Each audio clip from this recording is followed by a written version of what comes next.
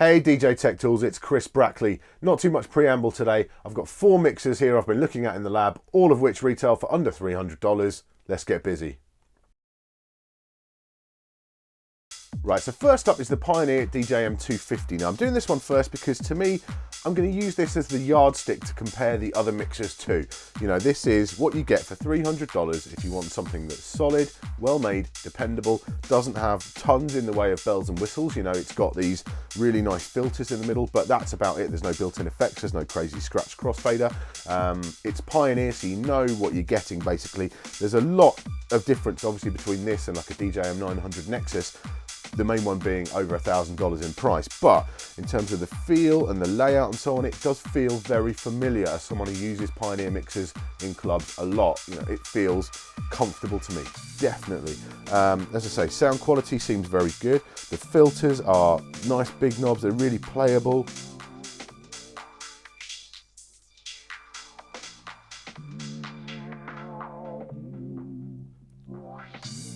Nice resonance curve on there, really tasty from that point of view. Yeah, just you want to get your hands on and just mess with them. It's great. You've got plenty of inputs. You've got CD and phono line switchable on both of the main channels, so you can potentially have 6 sources all together hooked up to the central bit.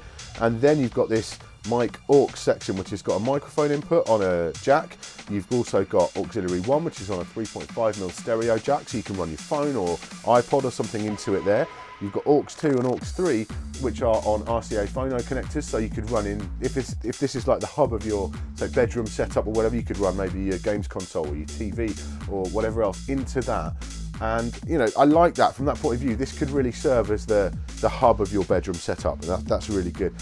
You have got balanced outputs on the back on XLRs, so that makes it nice and easy to hook into a club or a bar system if you need to take it out. There is only the one output. It's got the XLR and phono output on line level, but it is just the one. You haven't got a record output, you haven't got a booth output. But the way they've sort of done the circuitry in here is that the actual cue mixing is kind of, it's bypasses the actual master level. So if you're mixing in the headphones in your bedroom and you are trying to record a mix without playing it through the speakers, you can actually have the level of output in your headphones all the time adjustable, and then adjust your master level for the recording output. So it's flexible from that point of view. It doesn't work quite the same on any of the other Pioneer mixers I've used, and that's for a bedroom use. That's really kind of ideal. There's no split cue, but you can obviously do 1 or 2, you can do both together as well. You've got a crossfader curve switch as found on the bigger Pioneer mixers. You can go through so it doesn't do anything. You've got a nice fade, and you've got a pretty tight scratch curve as well. Yeah, these do feel like kind of standard faders, but they're nice and slick. You know, they're smooth, easy to use. And the curve is kind of equivalent to that on my like DJM-700 and really on the 800 as well, that I use quite a lot. So, and I've seen people pull off some pretty impressive scratch moves with those faders. So I've no doubt that you could do some scratching with this.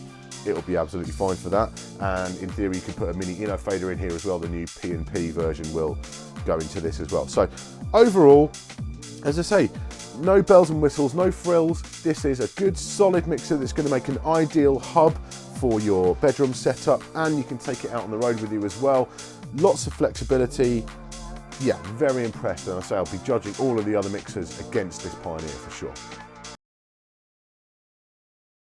So now we're looking at the Allanon Heath Xone 23. Now this is, let's just get it out there straight away. In terms of sound quality, this thing is amazing. I hooked it up to my studio monitors. It really sounds streets ahead of any of the other mixers in this lineup. It is fat, it's warm, it's just beautiful. It's a lovely, lovely sound. The EQs are similarly nice, full kill, really nice cut off on the frequencies. You know, if you're someone who's into, you know, long blends and stuff, this thing is just gonna blow your ears away. It's so good. The build quality is massively reassuring. It's really solidly put together. It's plastic pots there, but they are bolted to the faceplate. You know, this stuff is this is what Allanon and Heath do. You know, they make very, very good sounding products with very good build quality, and the Xone 23 is no different. You know, it's the top of our price range, $300 street price. You can get this for thereabouts now, and you know, in terms of build quality, fantastic, really is. It's got the traditional Allanon and Heath filters, so you've got the high pass and low pass.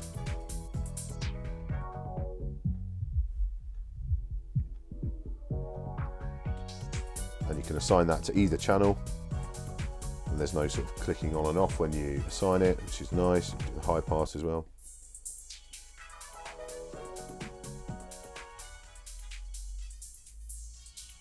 Adjust the resonance and so on. It's lovely, right? It really is. In terms of that, it's fantastic. You've got a mic input with high and low EQ on XLR connector. You've got Q and mixed blend. You've got a monitor output separate on RCAs. You've got a master output, a record output as well. The master output is on XLRs, so again, you're talking about a nice solid connection to take to a bar or a club with you. So all of that is fantastic. Then there are some issues that I have with this. I personally have, okay? Now, this is going to be a personal thing in a lot of ways. Input-wise, it's pretty limited. Basically, you've got this kind of slightly unusual system, but a cool idea, where you've got two separate trim controls on each of the two inputs, and one of those is for your line level source, and one is for your phono level source, so your turntables. Now, that's cool. You can like blend them individually and set different trim levels and so on. That's a nice idea. The problem is that does mean it's quite limited in terms of inputs. You've literally got two line inputs and two phono inputs. That's it. Now you can open up the mixer, get inside and modify it internally by removing some resistors to actually set the phono ones to line level.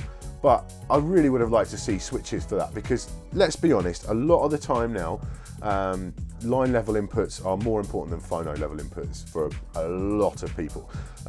You know, for example, if you're using a DVS system like Traktor or Serato DJ, and you've got your interface box, that will always output at line level. So immediately you've got your line level inputs are taken up, and your phono ones are no use to you. You know, it's that kind of thing that's a bit of a problem, really. And like, there's no way to really get an external backup like an iPod or a phone just hooked up as your backup for playing out. You could maybe run it through the send and return or something, but you know, so it's pretty limited really in terms of inputs, especially compared to the Pioneer, which had all those extra auxiliary inputs and so on as well. But there's just, I just wanted switches. You know, that's what I need to see. I need to see switches on those phono level inputs, and then everything kind of would have been hunky-dory. But unfortunately, you are stuck with phono level inputs. So the other thing is the crossfader, which is very much a Xone kind of thing. It's got two curve controls on there. You've got a crossfade curve, like a gentle curve, which is a bit of a weird curve because it's fully cut out well before the end of the fader.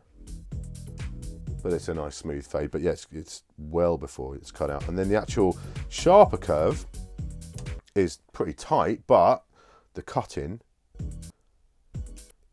is rather large. So, you know, it's going to be a challenge to pull off, you know, even kind of basic scratch moves on this. They do suggest you can replace it with an Inno fader, of course, but this is already, as I say, at the top end of our pricing. So that's going to bump up the price quite a lot if you want to do some proper scratching with this thing. So yeah, the crossfader, I'm afraid, is a bit of a disappointment.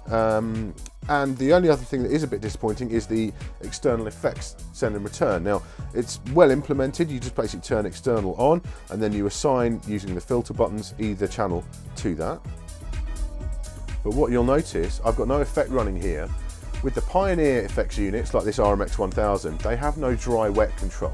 You know, and it's pretty hard to argue that the most popular effects units found in DJ booths around the world are the Pioneer ones. And I know Allanon, Heath and Pioneer are competitors and so on, but ultimately these are the most widely used effects units in DJ booths, and it just doesn't work with an RMX 1000, RMX 500, even the old EFXs. It works fine with something like a Chaos Pad, where you can have a fully wet signal and it'll just output the actual affected signal. But in terms of the Pioneers, I've got that phasing there, and you can just hear it coming in and out.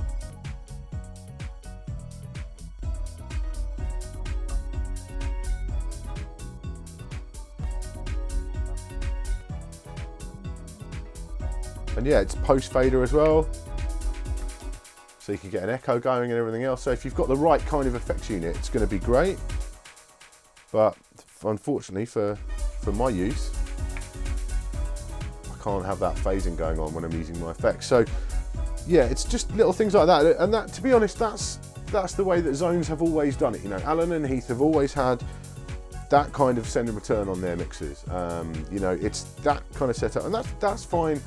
And as I say, it will work for some people. This mixer, for some people, will be an absolute like nirvana of mixing. The sound quality is amazing for your EQs and so on, for your blending. It's going to be just superb. It really will.